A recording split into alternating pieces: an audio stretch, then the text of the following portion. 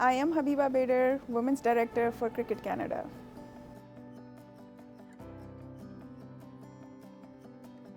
My grandfather, my two uncles used to play cricket, and I used to just follow them to their practices and games. And it was my grandfather who noticed that I'm pretty serious about it and I should be moving it to the next level as a professional athlete.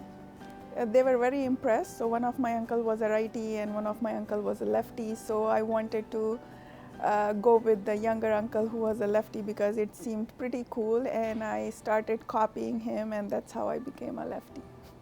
So technically we are from very conservative family, so none of the girls used to go for professional practices or play. So I never played professionally in India, but I used to play for my college, university, did some inter-college competitions and inter-district games. I actually realized that I am very passionate and committed to the sport even after moving to Canada, and I seriously started practicing and looking forward to professionally joining the club and the team in 2014 when I was like about 4 years into the country. I was very passionate and very committed to the sport. Nothing has much really taken away from my family. It is about prioritizing your different activities, and if you can find some way to fit the sport that you love and continue playing it, there is no harm to it. So cricket has always been my passion, even though the sport is not as much popular as other sports in Canada like basketball and soccer. It was always about representing a country at the international stage. It was my dream from the younger age, and even though it did not get fulfilled in India, I got very lucky and obviously put in hard work and effort to get to where I am today and represent Canada at the international stage. So the first time I wore the Canadian flag, the maple leaf on your body, it gives you a sense of responsibility. It's no more a hobby, no more a sport that you are playing for fun or recreation. It is more like you are representing the entire nation. So you feel that moment as being more responsible, and obviously with the responsibility comes the proud representing all the cricket fans and lovers in the country to be represented at the international stage. It was obviously my family that I spoke about. My daughter is very close to me, so even though she was young, she was not into like what it means, but she was the first one to know that I have been selected to represent Canada. Yeah, it's my mom, so I called her up and I told her like this is what I used to talk to you about. This was my dream and I really wanted to push myself and make myself play for the country, even though it was not possible earlier, but the life has given me another chance to do that, and she was very excited and proud that and she always says I am very determined and I always get what I want to do, so she was very proud. Outside of cricket, I am a pharmaceutical graduate, so I also do some research and development for the pharma company. I also have my real estate portfolio where I manage investments, and I am pretty invested in that entrepreneurship. And obviously, I'm a mom. I have family time. I love cooking, reading, and spending quality time playing games and having fun with my kid. So as I said, everyone in the world has only 24 hours. It is about how you prioritize your things, how much importance you give to each segment of your life, and how you would go about it. I am a very organized person, so it has never been hard for me to juggle between different roles. I wear different hats, and I know when I'm wearing a certain hat, I give my 100% to that, and I complete what is at task. So being a woman cricketer in Canada, there are obviously more challenges compared to men, because if you are the breadwinner or if you are the main person taking care of the family, there is a lot of thought that goes into whether you should be prioritizing cricket versus your job versus your school, because however we want to go about, there is not much that we can currently earn from cricket. It is that we still have to continue our jobs, make the living, and then also go for the passion we love. So currently the female players do not have any contracts with Cricket Canada. This is something we will be looking forward to, and having some sort of financial contracts for them so that they can spend dedicated hours and dedicated time towards the sport and focus on dedicated training and fitness. So going to the gym, and my kid does taekwondo, so I enjoy doing some self-defense techniques with her. We have strength and conditioning plans and workouts that we do together, so this is something I really enjoy as the kid is growing, and looking forward to having some strength and conditioning. I am joining her and doing it with her. So diet wise, I try to have a balanced meal, go for the whole foods, not just the avoiding the processed and ultra refined foods, and take lots of water, keep the body hydrated. The lessons that cricket has taught me is being positive and learning to adapt to the situations, and I have learned it from my very early childhood, and I firmly believe that I never lose. I learn something out of every failure. So you need to fail in order to succeed. So that's the mantra there, and it's always learning and growing and making yourself the better version of what you were the previous day. It is very exciting to be joining the board of directors with the Cricket Canada organization. I was first elected as a women's director at May 2025 AGM, and I have really looked forward to being on the board to make an impact, bring in positive change. So sitting at the board empowers me to speak up and present the ideas, as well as execute some plans that can take the women's cricket to next level. For example, having early planning for 2026 has helped us a lot, and we have a couple of tours, not just for the senior women team but also for the under-19s. The most important things that I want to bring an impact about are grassroots development. So there was a dream that I saw 4 years ago when we did not have an under-19 girls team. This is the first year that our under-19 girls will be prepping and also being playing at the international stage, representing country for the World Cup qualifiers Americas region. So this is a proud moment for me and the entire country. And the second one is we have always been stuck at the regional qualifier level for the senior women. Hopefully we can give them more tours, more game time, more prep time, and have them advance to the global qualifiers so that they can feel that they are empowered, and the board is doing much more better than the previous years. That can enhance their passion as well. So as I said, the previous board director, Duriya Shabir, has done a lot of good work to put where we are at. It is our responsibility to take this women's cricket forward in further positive direction. It's not that there are any negative things, it's just that some of the things that needs to be improved, like in terms of the player fitness, the amount of training and preparation that should be done before they go on a tour, and doing advanced preparation for any bigger tournaments like the World Cup qualifiers that they are going to participate in, so that they get an advantage and can be better prepared to compete. Yeah, so I am from Hyderabad, India, and I used to play a lot of cricket with my brother. He used to have a lot of friends. He used to come over. Our daily routine was come home, put away the bags, and then have a snack, and then run with the bat and ball to play cricket.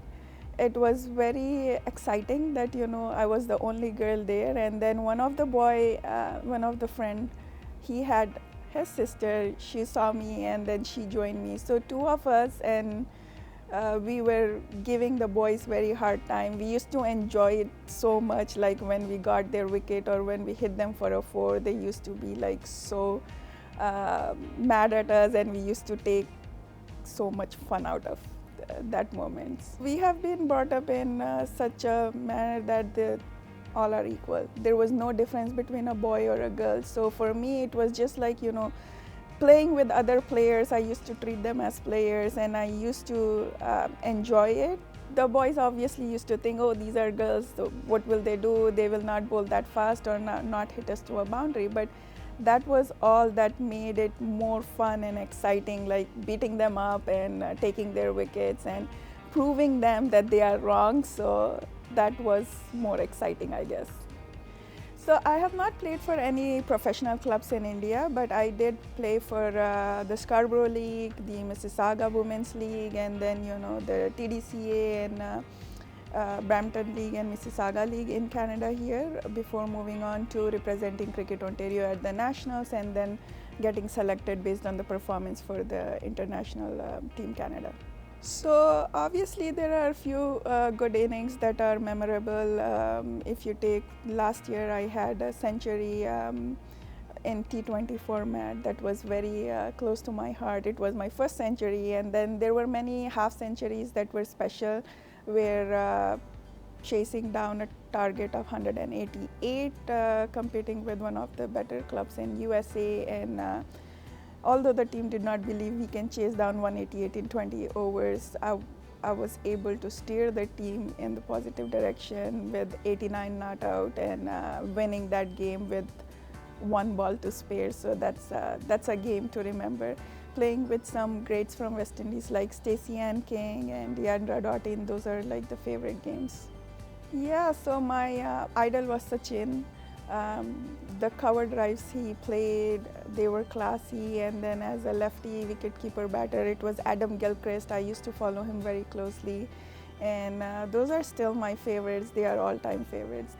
The cricket has evolved, the techniques have evolved, but the OGs will always remain OGs. When it's India versus Australia, it's obviously India, and it will be Sachin Tendulkar who will take preference over Adam Gilchrist. So it is very interesting that the younger players, they were not having clear vision of the pathway within Canada. So we put together some presentation. We did have clear format or understanding of how they need to proceed from the club level to representing Canada. And most of the younger girls, they were told that all the national female players are open to any questions they might have, and they were encouraged to pick a mentor that they choose to work with, and also who they admire and want to follow, not just the international ones but the homegrown cricketers, and especially the female ones that they can tag along. If they want to be a pacer, they can go to any pacer. If they want to be a keeper, or so hopefully many of them come to me asking for feedback and advice, and similarly they go to other female players. We try to help them and answer what questions they have and guide them how they should be taking their career seriously if they really want to play for Canada one day. Yeah, it was really amazing to be present at the Rogers Centre for the first time for the Blue Jays game, and getting the honor to do the first pitch for the opening ceremony.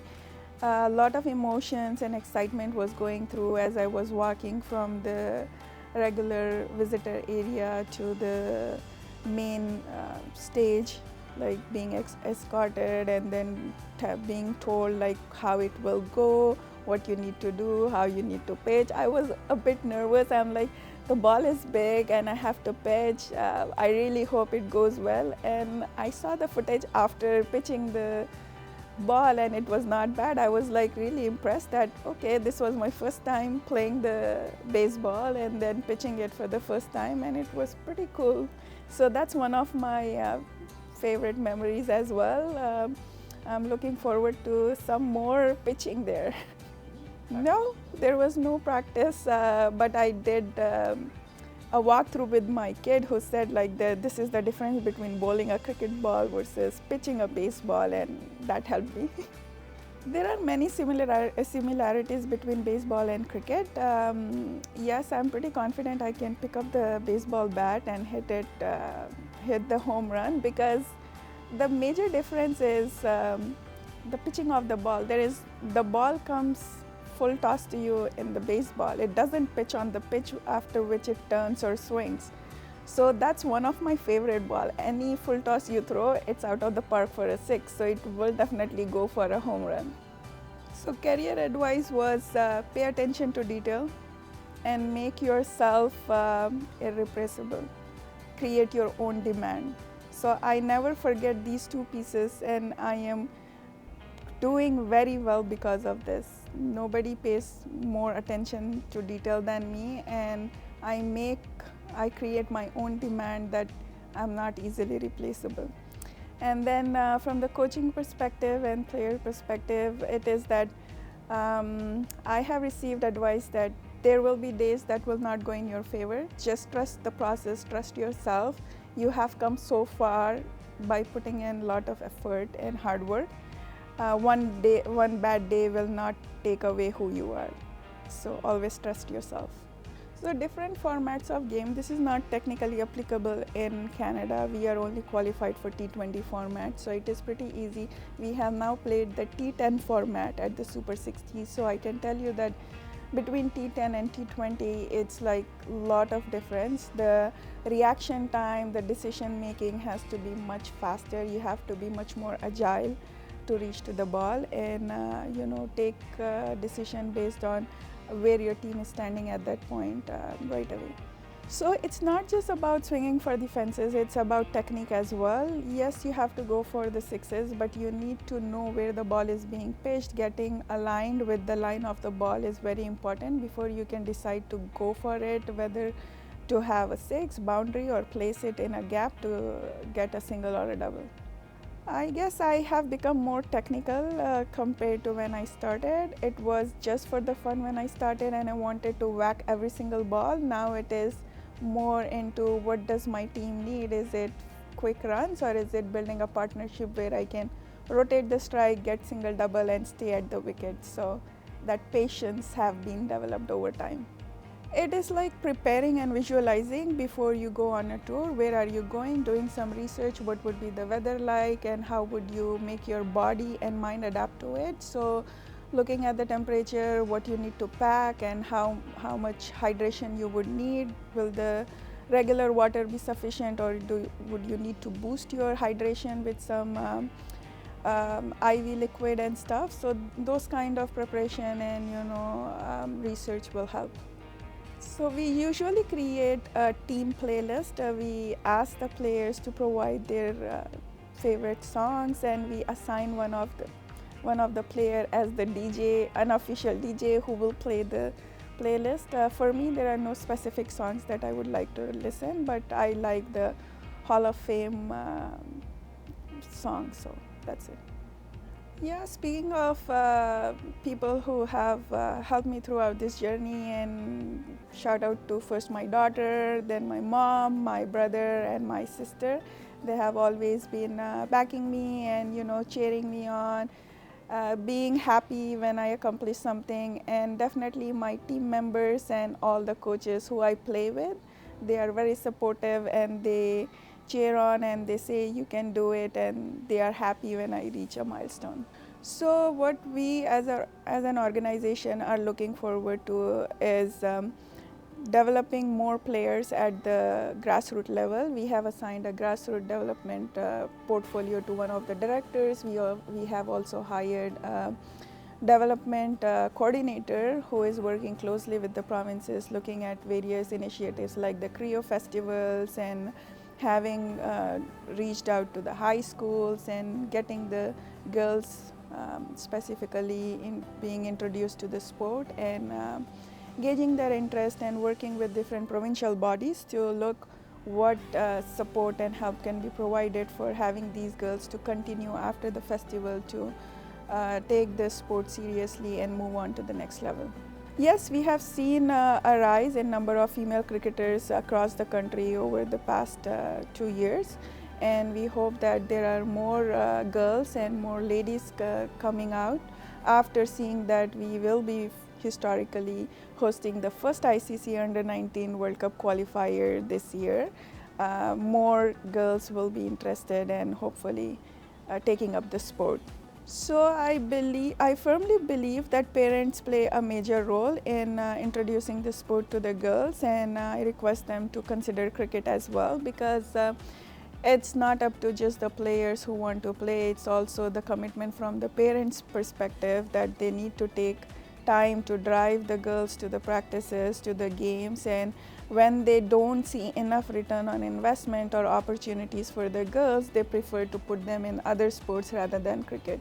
But things are changing, cricket is moving in positive direction, there will be a lot of opportunities and growth for the young girls in coming years. Yeah, we are very excited to be hosting our first Under-19 World Cup qualifiers this year in GTA. We have been granted the hosting rights from the ICC. We are very excited for our Under-19 girls for the first time to represent their country in this division. There will be 4 nations participating in the tournament alongside Canada and USA. It will be Brazil and Argentina. So we are really excited and look forward to having an amazing tournament. It's obviously every cricketer's dream, the Lords. But from the grounds that I have played until now, it has been the Broward County, Florida ground.